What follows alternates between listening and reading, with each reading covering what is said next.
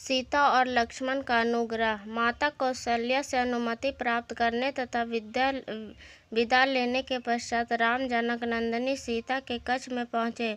उस समय वो राजसी चिन्हों को पूर्णतः विहीन थे।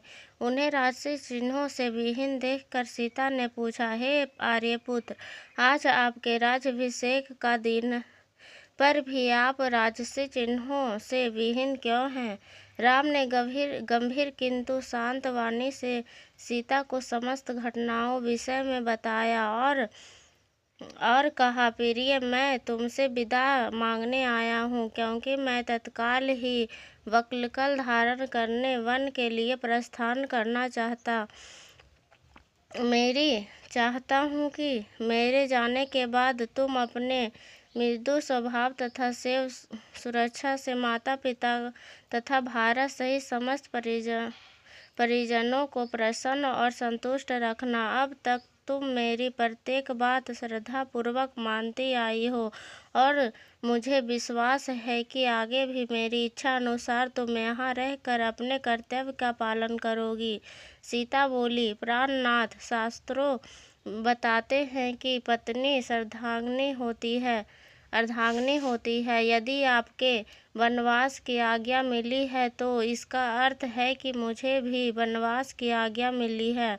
कोई विधान नहीं कहता कि पुरुष का आधा अंग वन में रहे और आधा अंग घर में। हे नाथ, स्त्री की गति तो उसके पति के साथ ही होती है, क्यों? इसलिए मैं भी आपके साथ वन चलूँगी। आपके साथ रहकर वहाँ मैं आपके चरणों की सेवा करके अपना कर्तव्य निभाऊंगी। पति की सेवा करके पत्नी को जो अपूर्व सुख प्राप्त होता है, वह सुख लोक और परलोक के सभी सुखों से बड़ा होता है। पत्नी के लिए पति परमेश्वर होता है। यदि आप कंदमूल फलादि और अपनी उदर पूर्ति करेंगे तो मैं भी अपनी सुधा वैसे ही शांत रखूंगी। आपसे अलग होकर स्वर्ग का सुख वैभव भी स्वीकार नहीं कर सकती। यदि आप मेरी इस विनय और प्रार्थना की अपेक्षा करके मुझे अयोध्या में छोड़ जाएंगे तो अपने वन के लिए प्रस्थान करते ही मैं अपना प्राण त्याग दूंगी। यदि मेरी प्रतिज्ञा है। राम को वन में होने वाले कष्टों को ध्यान था, इसलिए वो अपने साथ सीता को वन में नहीं ले जाना चाहते थे। वो उन्हें समझाने का प्रयास करने लगे, किंतु जितना वो प्रयत्न करते थे सीता का हठ उतना ही बढ़ते जाता था। किसी भी प्रकार से समझाने बुझाने का प्रयास करने पर भी वो अनेक प्रकार के शस्त्र समस्त तर्क करने लगती और उनके प्रयास को विफल करती जाती। जनक नंदिनी की भी यह दृढ़ता के समझ राम का प्रत्येक प्रयास असफल हो गया और अंत में उन्हें सीता को अपने साथ वन ले जाने का आज्ञा देने के लिए विवश होना पड़ा। सीता की तरह ही लक्ष्मण ने भी राम के साथ वन में जाने के लिए बहुत अनुग्रह किया। राम ने बहुत प्रकार से समझाया, किंतु लक्ष्मण उनके साथ जाने के विचार पर दृढ़ रहे।